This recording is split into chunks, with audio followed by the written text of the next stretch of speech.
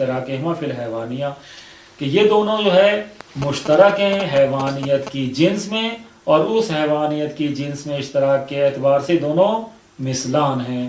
وہکذا فی مثل القطن والثلج، اور اسی طریقے سے ہے روئی اور برف میں، کہ روئی اور برف میں جن کی جنس میں تغیر تھا، اگر جنس کے تغیر کو دیکھیں تو متخالفان ہیں، لیکن اگر جنس کے تغیر سے اوپر جنس میں چلے جائیں کہ دونوں بالآخر جسم ہیں، قطن بھی جسم رکھتی ہے جسم مطلق ہے، اور ثلج بھی جسم مطلق ہے، اس جسم مطلق کے لحاظ سے دونوں کیونکہ ایک دوسرے کی مثل ہیں کہ جسم رکھتی ہیں، وجود رکھتی ہیں، اس لحاظ سے یہ مثلان ہوں گے۔ اور اسی طریقے سے دوسری مثال ہے الحیوان والنبات الشجر والحجر، کہ اگر ان کی اجناس کے لحاظ سے دیکھیں تو حیوان کی جنس نبات کی جنس کا غیر ہے، حیوان جو ہے حیوان ہے، اور نبات جو ہے وہ نباتات سے ہے، یا شجر جو ہے وہ نباتات سے ہے، اور حجر جو ہے وہ جمادات سے ہے، کہ اجناس مختلف ہیں، لیکن اگر ان سے اعلی جنس کو پیش نظر رکھیں کہ وہ جسم نامی ہے حیوان اور نبات کے لیے، یا شجر اور حجر کے لیے جسم مطلق جنس سے عالی ہے، اور اس جنس کے ماتحت دونوں ایک دوسرے کے ساتھ شریک ہیں اور حقیقت واحدہ رکھتے ہیں، تو اس لحاظ سے مثلان بن جائیں گے۔ وَيَظْهَرُ أَيْضًا، اور کہتے ہیں ایک چیز یہ بھی ظاہر ہوتی ہے اس سے ہماری اسی متخالفان کی گفتگو سے، کہ أَنَّ التَّخَالُفَ لَا يَخْتَصُّ بِالشَّيْءٍ، کہ تخالف جو ہے وہ اختصاص نہیں رکھتا دو ایسی چیزوں کے ساتھ اللذین یمکن ان یجتمعا، کہ وہ دو چیزیں کہ جن کا جمع ہونا ممکن ہے۔ ایسا ضروری نہیں ہے کہ تخالف فقط انہی چیزوں کے ساتھ اختصاص رکھے، انہی دو چیزوں کے ساتھ مخصوص ہو کہ جن کا جمع ہونا ممکن ہے، بلکہ ممکن ہے کہ ایسی چیزوں کے ساتھ بھی تخالف ہو کہ جو ایک دوسرے کے ایک ساتھ جمع نہیں ہو سکتی۔ کہتے ہیں کہ وَيَظْهَرُ أَيْضًا، ظاہر ہو گیا اسی طریقے سے کہ أَنَّ التَّخَالُفَ لَا يَخْتَصُّ بِالشَّيْءَيْنِ اللَّذَيْنِ يُمْكِنُ أَن يَجْتَمِعَا، کہ تخالف جو ہے اختصاص نہیں رکھتا دو ایسی چیزوں کے ساتھ کہ جن دو چیزوں کا اکٹھا جمع ہونا ممکن ہو۔ فَإِنَّ الْأَمْثِلَةَ الْمَذْكُورَةَ قَرِيبًا لَا يُمْكِنُ فِيهَا الْاجْتِمَاعُ، کہ بے شک یہ جو گزشتہ مثالیں تھیں ان میں تقریباً اجتماع ممکن نہیں تھا، کہ اگر ان کو جو ہے جمع کریں ایک ہی جگہ پہ، بعض جگہ مثلا کھجور کا میں بیان کیا کہ سیاہی اور مٹھاس کھجور میں جمع ہو جاتی ہے، لیکن اکثر مثالیں ایسی ہیں کہ جو ایک ساتھ ایک جہت سے جمع نہیں ہوتی۔ ما انہا لیست من المتقابلات، باوجود یہ کہ ایک جگہ جمع نہیں ہوتی لیکن اس کے باوجود متقابلات سے نہیں ہے۔ متقابلات میں تین چیزوں کو مد نظر رکھا جاتا ہے، کہ ایک محل میں ایک جہت سے اور ایک زمانے میں جمع نہ ہو۔ یہاں ممکن ہے جمع ہو اور ممکن ہے جمع نہ ہو، لیکن یہ جمع ہونا یا نہ ہونا جہت کے مختلف ہونے کے ساتھ ہے۔ کہتے ہیں فَإِنَّ الْأَمْثِلَةَ الْمَذْكُورَةَ قَرِيبًا، کہ یہ جو مثالیں ہم نے پہلے بیان کی ذکر ہو چکی ہیں تقریباً لا يمكن فيها الاجتماع، ان میں اجتماع ممکن نہیں ہے غالباً، ما انہا لیست من المتقابلات، باوجود یہ کہ یہ متقابلات سے نہیں ہے کہ جس میں اجتماع ممکن نہیں ہوتا۔ کما سیاتی، جس طرح کے قریب متقابلت کی بحث میں آئے گا کہ وہاں بھی اجتماع ممکن نہیں ہوتا۔ ولا من المتماثلات حسب الاصطلاح، اور نہ ہی متماثلات سے ہیں کہ حسب استعمال کے اگر وہ جو ہیں جمع ہو رہی ہیں یا جمع نہیں ہو رہی تو ان کو ہم متماثلات کے اس میں سے شمار کریں، کہتے ہیں حسب اصطلاح متماثلات سے بھی نہیں ہے۔ ثم ان التخالف قد يطلق على ما يقابل التماثل فيشمل التقابل ايضا، کہتے ہیں پھر جو یہ تخالف ہے کہ جن کو ہم نے بیان کیا کہ متخالفین، کبھی ان پر جو ہے اطلاق ہوتا ہے ایسا عنوان کہ جو تماثل کے مقابلے میں ہے۔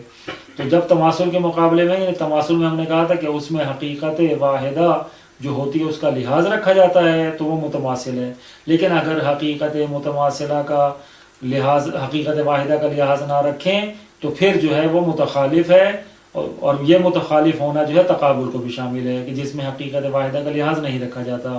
ممکن ہے کہ جب ہم کہیں کہ حقیقت واحدہ کا لحاظ نہ رکھیں کہ جس میں وہ دونوں مشترک ہیں، باوجود کہ حقیقت واحدہ ہے، لیکن جب اس کا لحاظ نہیں رکھیں گے تو وہ متخالف ہے، لیکن یہ جو تخالف ہے ایسا ہے کہ جو متقابل کو بھی شامل ہے۔ ثم ان التخالف قد يطلق على ما يقابل التماثل، کہتے ہیں پھر تخالف جو ہے بسا اوقات ایسا ہوتا ہے کہ اس پر صادق آتا ہے کہ جو متماثل کے مقابلے میں ہے، یعنی عمومی طور پر جو چیز بھی تماثل کے مقابلے میں ہے اس پر بھی تخالف کا اطلاق ہوتا ہے۔ فیشمل التقابل، پس یہ تخالف جو ہے یہ تقابل کو بھی شامل ہے ایزان. اسی طریقے سے جس طرح تخالف متخالفان کو شامل ہے، اسی طرح متقابلان کو بھی شامل ہے. فیقال للمتقابلین علی ھذا الاصطلاح انہما متخالفان. بس اس کی بنا پر کہ یہ جو ہے تخالف تماثل کے مقابلے میں ہے، یعنی جس میں لحاظ نہیں رکھا گیا حقیقت واحدہ کا، تو پس یہ تقابل کو بھی شامل ہے. اور اس لحاظ سے پس بولا جاتا ہے تقابل کے لیے اس اصطلاح کی بنا پر کہ یہ تماثل کے مقابلے میں ہے کہ یہ دونوں متخالفان ہیں. جب متخالفان ہیں تو متقابلان کے لیے بھی متخالفان کہہ سکتے ہیں. کیوں؟ کیونکہ متماثلان کے مقابلے میں ہے. باوجود ہی کہ متقابلان اور متخالفان ایک دوسرے کی جو ہے مقابلے میں قسم ہیں، لیکن جب اس کو ہم متماثلان کے مقابلے میں اطلاق کریں تو تخالف متقابلان پر بھی صادق آتا ہے. کیوں؟ کیونکہ اس میں اس تماثل کا جو حقیقت واحدہ میں ایک دوسرے کے ساتھ شریک ہیں اس کا لحاظ نہیں رکھا جاتا. تو یہ لحاظ رکھنا جو ہے متقابلان میں بھی ہے اور متخالفان میں بھی ہے. تو پس جب حقیقت واحدہ کا لحاظ نہیں رکھیں گے اور متماثلان کے مقابلے میں قرار دیں گے تو یہ تخالف متقابلان کو بھی شامل ہوگا. الثالث، تیسری جو الفاظ متباینہ کی قسم ہے المتقابلان، وہ متقابلان ہیں. متقابلان کیا ہوتے ہیں؟ کہتے ہیں ہم المعنیان المتنافران اللذان لا یجتمعان فی محل واحد من جہت واحدۃ فی زمان واحد. کہ متقابلان دو ایسے معنی ہیں کہ جو ایک دوسرے کے متنافر ہوتے ہیں. دو ایسے معنی کہ جو ایک دوسرے کے ساتھ نفرت کریں، ایک دوسرے سے منافرت کریں. یہ اس سے نفرت کرے اور وہ معنی اس معنی سے نفرت کرے. جب یہ دونوں معنی ایک دوسرے سے متنافر ہوں گے، اللذان ایسے دو متنافر ہوں گے کہ دونوں لا یجتمعان، کہ دونوں جمع نہیں ہوتے ایک محل میں، ایک جہت سے، ایک زمانے میں. تین قیدیں ہیں اور ان تینوں قیدوں کا فائدہ ہے. ایسا نہیں ہے کہ کوئی بھی قید بے فائدہ ہو. ایک محل میں جمع نہ ہونا، ایک جہت سے جمع نہ ہونا، ایک زمانے میں جمع نہ ہونا، یہ جب ہو جائے گا دو معنی میں تنافر کے اس جہت سے کہ دونوں ایک محل میں ایک جہت سے اور ایک زمانے میں جمع نہیں ہو سکتے، تو یہ دونوں معنی جو متنافر ہوں گے یہ متقابلان کہلائیں گے کہ دونوں ایک دوسرے کے تقابل میں ہیں. کل انسان و لا انسان، جیسے انسان اور لا انسان دو ایسے معنی ہیں کہ جو ایک دوسرے سے متنافر ہیں. انسان لا انسان کا غیر ہے اور لا انسان انسان کا غیر ہے. دونوں ایک دوسرے کی نقیض ہیں. جہاں ایک ہو دوسرا نہیں ہو سکتا. جہاں انسان صادق آئے لا انسان صادق نہیں آ سکتا. مثلا زید پر اگر انسان صادق آ رہا ہے تو اس کو لا انسان نہیں کہہ سکتے، اور اگر جو ہے فرس گھوڑے کو لا انسان کہیں تو پھر اس پر انسان صادق نہیں آ سکتا. ایک محل میں، ایک جہت سے، ایک زمانے میں یہ دونوں عنوان صادق نہیں آ سکتے. والعام والبصیر، اور اسی طریقے سے اندھا اور بینا ہونا، نابینا اور بینا ہونا، یہ دونوں جمع نہیں ہو سکتے کہ ایک ہی زمانے میں، ایک ہی جہت سے، ایک ہی جگہ یہ دونوں عنوان اکٹھے ہو جائیں. ایک شخص جو ہے بینا بھی ہو، نابینا بھی ہو. البتہ یہ ملکہ اور عدم ملکہ ہے، اس کو بعد میں علیحدہ سے تفصیل کے ساتھ بیان ہوگا کہ ملکہ اور عدم ملکہ کس چیز کی نسبت بولا جاتا ہے.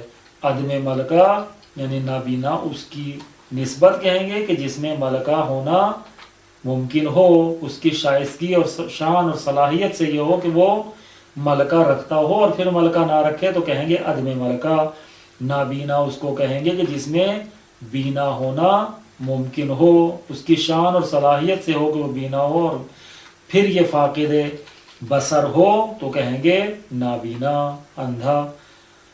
والابوت والبنوہ، اور یہ ابوت اور بنوت یعنی باپ اور بیٹا ہونا متضائفین ہے، کہ آگے متقابلان کی جو قسمیں پڑھیں گے کہ یہ جو تقابل کے اقسام سے متضائفین ہیں جو ایک دوسرے کے مقابلے میں ہیں، یہ ایک جہت سے، ایک زمانے میں، ایک محل میں جمع نہیں ہو سکتی. ایک ہی شخص ایک ہی جہت سے باپ بھی ہو اور ایک ہی جہت سے بیٹا بھی ہو نہیں سکتا. ایک کی نسبت باپ ہوگا اور دوسرے کی نسبت بیٹا ہوگا. ایک جہت سے باپ اور دوسری جہت سے بیٹا نہیں ہو سکتا کہ جس جہت سے باپ ہے اسی جہت سے بیٹا بھی ہو. والسواد والبیاض، اسی طرح سیاہی اور سفیدی جو تقابل ضدین ہیں، سیاہی سفیدی کی ضد ہے اور سفیدی سیاہی کی ضد ہے. دونوں ایک جگہ پر، ایک جہت سے اور ایک زمانے میں جمع نہیں ہو سکتی. ممکن ہے ایک زمانے میں ہو لیکن جہت مختلف ہو، یا محل مختلف ہو، یا محل ایک ہو لیکن زمانہ مختلف ہو۔ اب بیان کر رہے ہیں کہ یہ تینوں قیدیں ہم نے لگائی ہیں، ایک محل میں، ایک جہت سے، ایک زمانے میں جمع نہ ہوتی ہوں، دو ایسے معنی جو جمع نہ ہوتے ہوں تو وہ متقابلان ہیں۔ ان ہر قید سے ہم نے کس چیز کو نکالا ہے یا کس چیز کو شامل کیا ہے۔ کہتے ہیں فبقید وحدت المحل دخل مثل التقابل بین السواد والبیاض، کہتے ہیں ہم نے جو وحدت محل کی قید لگائی کہ ایک محل میں جو ہے جمع نہ ہوتے ہوں، تو اس وحدت محل کی قید سے شامل ہو گیا تقابل کی یہ مثل جو ہے مثل التقابل بین السواد والبیاض، سیاہی اور سفیدی کے درمیان تقابل کی جو مثال ہے کہ سیاہی اور سفیدی جو ہے ایک جگہ پر، جو ہم نے کہا کہ جمع نہیں ہو سکتے، کاغذ پہ سیاہی بھی ہوتی ہے، سفیدی بھی ہوتی ہے، لیکن یہ جو ہے محل الگ الگ ہوتا ہے۔ جہاں سیاہی ہے یعنی جو لکھی ہوئی جگہ ہے وہ سیاہ ہے، اور جو جہاں لکھا ہوا نہیں ہے وہ سفید ہے، تو یہ دونوں جو ہیں دونوں کا محل علیحدہ علیحدہ ہے۔ جو سیاہی کا محل ہے وہ سفیدی کا محل نہیں ہے، اور جو سفیدی کا محل ہے وہ سیاہی کا محل نہیں ہے۔ کہ مما یمکن اجتماعها فی الوجود، کہ ان موارد سے کہ جہاں ان سیاہی اور سفیدی دونوں کا اجتماع ممکن ہے وجود میں، ایک مقام پر دونوں موجود ہیں، وجود رکھتی ہیں، دونوں کا اجتماع ہے، لیکن محل دونوں کا علیحدہ علیحدہ ہے۔ کبیاض القرطاس و سواد الحبر، جیسے کاغذ کی سفیدی اور سیاہی کی انک کی سیاہی، حبر یعنی روشنائی، سیاہی، یہ جو روشنائی ہے اس کی سیاہی کاغذ کی سفیدی کا غیر ہے، دونوں کا جو ہے محل علیحدہ علیحدہ ہے۔ فبقید وحدت الجہت دخل مثل التقابل بین الابوۃ والبنوۃ، اور کہتے ہیں وحدت جہت کی قید کے ساتھ داخل ہو گیا تقابل کی مثل جو باپ اور بیٹے کے درمیان ہے، ابوت اور بنوت کے درمیان جو تقابل ہے، تقابل متضاعفین، یہ وحدت کی قید کے ساتھ تقابل کی اس میں داخل ہو گیا کہ یہ جو ہے ابوت اور بنوت، باپ اور بیٹا ہونا ایک شخص کی نسبت مختلف جہت کے لحاظ سے ممکن ہے، لیکن جہت کی وحدت کے ساتھ ممکن ہی نہیں ہے کہ جو شخص باپ ہے ایک جہت سے اسی جہت سے بیٹا بھی ہو، بیٹا ہونا دوسری جہت ہے اور باپ ہونا علیحدہ ایک جہت ہے۔ مما یمکن اجتماعهما فی محل واحد من جہتین، ان موارد میں کہ جہاں ممکن ہے ان دونوں یعنی ابوت اور بنوت کا اجتماع کرنا، اکٹھا ہونا، فی محل واحد، ایک محل میں، کہ زید جو ہے ایک محل واحد ہے، خود زید ہے، دونوں چیزیں ابوت و بنوت اس میں جمع ہو جائیں، لیکن من جہتین، دو جہتوں سے، نہ ایک جہت سے۔ اذ قد یکون شخص ابن لشخص و ابنا لشخص آخر، اس لحاظ سے کہ جب جہتیں مختلف ہوں گی تو پھر ایک شخص کے لحاظ سے جو ہے باپ ہوگا اور دوسرے شخص کے لحاظ سے بیٹا ہوگا۔ اذ قد یکون، کیونکہ ممکن ہے کہ ہو شخص ابن لشخص، کہ باپ ہو ایک شخص کا، و ابنا لشخص آخر، اور بیٹا ہو دوسرے شخص کا، بس دو جہتیں علیحدہ علیحدہ ہو گئیں، جس شخص کا باپ ہے بیٹا نہیں اور جس دوسرے شخص کا بیٹا ہے اس کا باپ نہیں، بس دو جہتوں سے یہ تقابل جو ہے یہ قسم داخل ہو جائے گا۔ لیکن اگر وحدت جہت رکھیں تو وحدت جہت سے ممکن نہیں کہ دونوں عنوان جمع ہو جائیں۔ وبقید وحدت الزمان، اور وحدت زمان کی جو ہم نے قید لگائی کہ ایک زمانے میں اجتماع ممکن نہیں ہے، کہتے ہیں دخل مثل التقابل بین الحرارت والبرودت، یہ تقابل جو ہے حرارت اور برودت کے درمیان، گرمی اور سردی کے درمیان، یہ تقابل داخل ہو گیا ہے وحدت زمان کے ساتھ تقابل کی اقسام میں، کہ حرارت و برودت یہ جو ایک دوسرے کے ضد ہیں، سرما اور گرما ایسے ہیں کہ مما یمکن اجتماعهما فی محل واحد، کہ دونوں یہ سردی اور گرمی، حرارت اور برودت دونوں جمع ہو جائیں ایک محل میں۔ مثلا ایک برتن گرم ہو اور ٹھنڈا ہو، لیکن کیسے؟ فی زمانین، دو زمانوں میں، جس زمانے میں گرم ہے اس زمانے میں ٹھنڈا نہیں، اور جس زمانے میں جب ٹھنڈا ہو چکا ہے تو اب گرم نہیں۔